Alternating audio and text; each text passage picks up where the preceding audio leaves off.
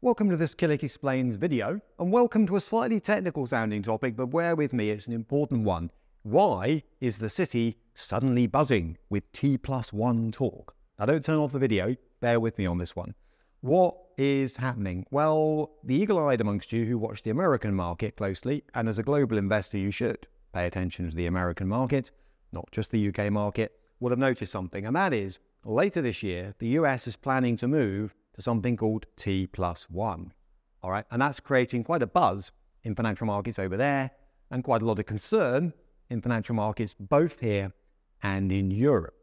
All right, so I just want to explain what's going on and why and what to sort of keep an eye on as this unravels, if you like.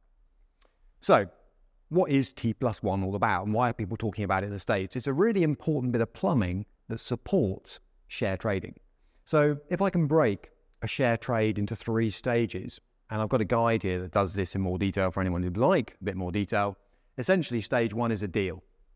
When you deal in something, including shares, you simply agree the volume to be bought or sold and the price. All right? But like a car, you haven't got the car yet. You've just agreed one car at a certain price, 1,000 shares at a certain price. And there are systems designed to do that, or humans designed to make those trades work, match buyers and sellers. But then comes clearing and settlement. And very briefly, if you like, between a deal and what's called settlement. Settlement is when the cash moves from the buyer to the seller and the legal ownership of what's being bought and sold moves. And that thing could be a house, a car, or in this case, 1,000 shares. There's a gap, all right? And that gap traditionally has been T, the trade date, plus a number of business days. And at the moment, the standard gap is 2 working days. In the US, they want to take it down to 1. Doesn't sound terribly exciting, but I'll explain the ramifications of that in a moment. Now, what's going on in the gap? Why the gap? Very good question, which lots of people ask. Why do you need a gap, Tim? And the answer is some stuff goes on between the deal being struck and the cash and the shares moving electronically, I'll give you that. In the middle, you've got to check some fairly sensible things. Does the buyer have enough cash? Is it in the right currency? You see what goes on now in the clearing bit in the middle. On the seller's side, do they have legal title to the shares? Are they locked into a custodian and can't be moved for some reason? That can happen sometimes. Or is the seller good to go? They can actually transfer legal title of 1,000 shares to the buyer. And there are sometimes problems on both sides. So you have a gap between the deal and settlement called clearing in the middle. But obviously, what the Americans want to do is shrink that gap down to almost nothing. I mean, if you go into Tesco and buy a bag of oranges, it's T0. Thank you for the oranges, here's the money. But that's not quite how it works in the stock market. Now, so the gap's important, all right? The bigger the gap, the more the risk. Because if you think about it, in the middle, you've got a buyer who hasn't paid yet, you've got a seller who hasn't delivered yet. So ideally, you want to bring that gap down. And if the current standard is 2 working days, the Americans are trying to bring it down to 1. The Americans usually lead the world on innovations like this, and this is no exception.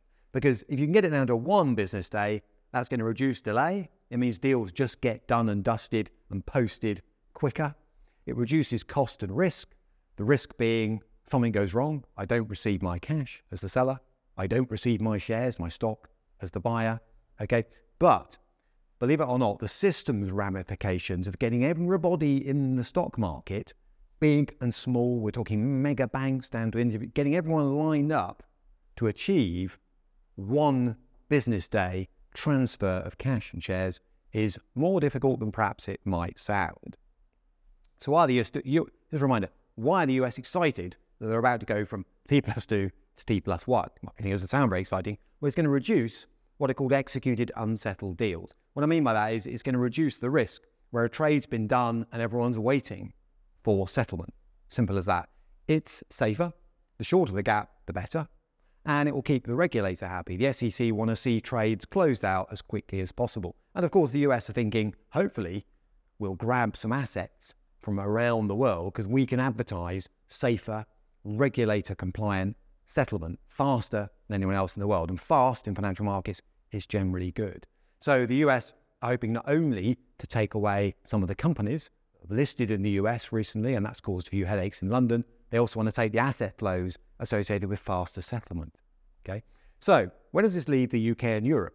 because I'm sitting making this in London, well, they've got a simple choice. They either catch up, get a grip, go to T+1, or stick with T+2, stick with slower settlement and convince people that's not a big deal. There are logistical challenges with moving from T+1 to T+2 and certainly doing it in lockstep, which would be ideal globally. So in other words, big institutions got to think carefully about how they're going to make sure that if they are trying to set up, a management for global clients, everything happens in lockstep. In terms of the future, by the way, yes, the ideal is T0. Everything happens together, deal, clearing, settlement. That is not about to happen anytime soon. I suspect it requires quite a big technology shift around multiple organizations, whether people who trade, people who do clearing, people who do settlement, these are all big organizations. It might be a use for blockchain, so watch that space. And it is a global challenge. So you're looking at a sort of global race, in effect. Now, that was a bit techie, so I'll stop there, but it is worth flagging, I think, what's going on behind the scenes on your behalf. If you'd like to know more, then basically there are 1 or 2 videos that touch on this topic, killick.com/learn. My How to Invest in Equities guide spells out the basics of deals, clearing, and settlement. It is quite important to understand those basic principles, even if you're not too excited by the T+2, T+1 debate. That's in here, How to Invest in Equities, editor at killick.com. And occasionally, this kind of topic is picked up at the front end of Confidant, and that again is editor at killick.com.